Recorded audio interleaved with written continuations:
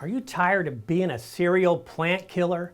I'm Kurt the Cyber Guy. Follow me at cyberguy.com where my newsletter is free.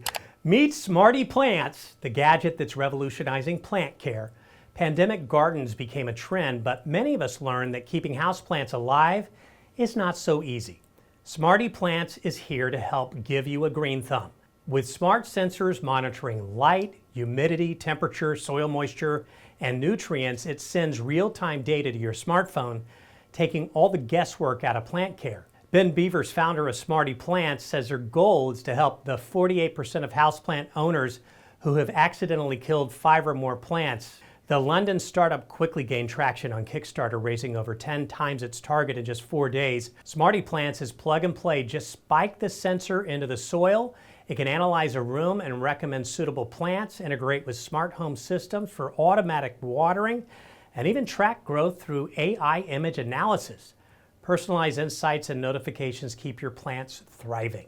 Get yours on Kickstarter starting at around $44. And say goodbye to plant stress and hello to a greener thumb with SmartyPlants. More crazy cool tech like this at cyberguy.com. If you're not getting my newsletter already, go to cyberguy.com, click the red button, and you're in.